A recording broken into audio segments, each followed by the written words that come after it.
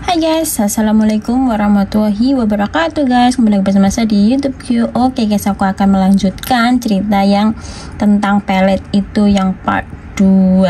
Dan untuk kalian yang belum subscribe, tolong bantu subscribe, like, komen, dan share. Dan ini tulisannya tuh seru banget dan menarik banget, dan aku akan membacakan sampai selesai ceritanya biar kalian tuh nggak bingung kenapa kasih part, karena biar kalian nggak bingung guys, jadi bisa lihat part 1, 2, 3 kayak gitu loh guys. Oke guys, sebelum kalian mendengarkan jangan lupa subscribe ya guys ya. Oke, aku tidak akan lama-lama untuk membacakan ya, ini membacakan ya guys ya, bukan cerita ya, membacakan cerita.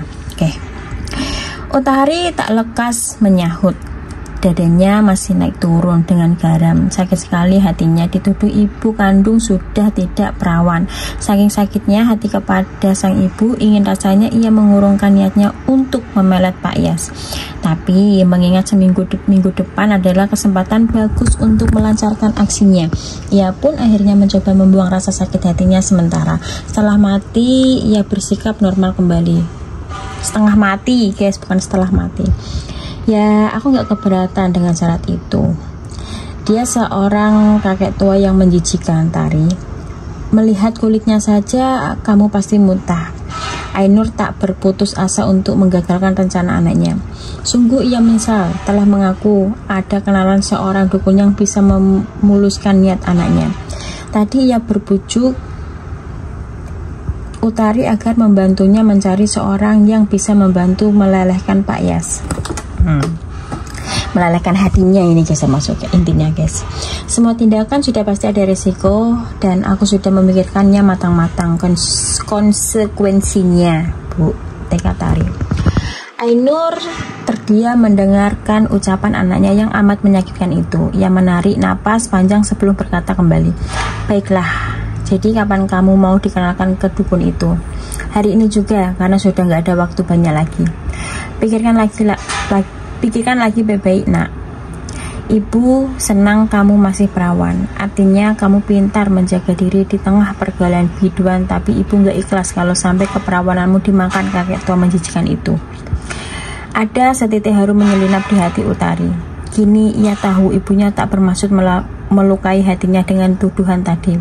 Sang ibu hanya ingin memancing saja tentang bagaimana ia bergaul di luar sana. Biduan memang identik dengan seks bebas, tidak semua tapi mayoritas. Terima kasih atas perhatian ibu. Senyum haru terbit di bibir Utari. Tapi aku sudah nekat, Bu. Apapun aku lakukan, bahkan aku sempat berpikir bersetubuh dengan binatang siluman pun aku mau, demi bisa membuat Pak Yas jatuh cinta kepadaku dan kepelukanku. Bola mata Ainur hampir membeliak lebar. Tengkuknya bergidik membayangkan anaknya bercinta dengan binatang siluman. Kamu keras kepala seperti bapak, desah Ainur. Kekahan pendek terdengar dari mulut Utari. Secara karakter, aku memang persis bapak. Kami sama dalam banyak hal, tapi secara fisik aku kembaran ibu. Pipiku yang bulat dan jerawat di wajahku juga sama persis seperti ibu waktu masih muda dulu. Ya, dulu waktu Utari masih kecil, senang sekali memencet jerawat yang tumbuh banyak di jidat dan pipi bundar sang ibu. Walaupun setelahnya ia akan kena pukul ibunya sebab sang ibu kesakitan. Ainur mencebik. Baiklah, nanti siang ibu akan pamit kepada bapakmu untuk ke pasar. Kamu boleh ikut. Sebelum ke pasar akan ibu antar kamu ke dukun itu. Sekarang lanjutkan tidurmu, jangan ganggu ibu. Hari ini sudah siang tapi belum masak sayur. Ainur menarik tangannya yang masih dipegang kencang oleh Utari. Kali ini Utari membiarkan tangan ibunya lepas. Ia berdiri dan mencium pipi ibunya yang masih bundar dan tumbuhi jerawat, tapi tak sebanyak waktu masih muda dulu. Kadang Utari heran mengapa wanita yang sudah menopus masih jerawatan. Terima kasih Bu, aku jadi nggak sabar ketemu dukun itu. Lantas Utari meninggalkan dapur dengan langkah jarinya menuju kamarnya. Sementara itu, setelah bayangan Utari tak tampak lagi, Ainur jadi termenung. Mata ke arah sayuran tapi tatapannya kosong. Sebagai ibu, sungguh ia tak rela Utari menyerahkan keperawanannya kepada seorang kakek tua. Tapi Benar yang dilakukan Utari tadi. Ia hampir tak pernah meminta kepadanya atau kepada suaminya sampai suaminya sering merasa heran. Waktu Utari SMA, hampir semua temannya memiliki motor karena perjalanan ke sekolah sangatlah jauh. Tapi Utari tak pernah merengek meminta dibelikan motor. Gadis itu rela berjalan kaki berjarak 500 meter untuk sampai ke perapatan guna menunggu angkutan kota. Utari memang anak yang manis, hampir tak pernah merepotkan orang tuanya. Namun, sekalinya ia memiliki keinginan cukup membuat napas Ainur jadi sesak. Aduh, bagi Ainur karena tiba-tiba merasa jarinya perih. Saat melayangkan tatapan ke arah yang sakit, rupanya jari teriris pisau yang tanpa sadar ia gerakkan. Ainur menggelap cairan merah dengan ujung dasternya dan menekan-nekannya sampai darah tersebut keluar sedikit, lalu ia fokus pada pekerjaannya. Selama mengupas kulit jagung, pikiran Ainur ke Utari terus. Percakapan mereka subuh tadi terngiang selalu di telinganya. Dahlan yang bekerja di sebelah istrinya persis menenangkan jelas kebingungan di wajah Utari. Ada apa, Bu? Dari tadi jidatmu itu berlipat terus. Apa yang lagi kamu pikirkan? Dahlan melempar tatapan penuh selidik. Menepati pertanyaan itu, Ainur tergagap.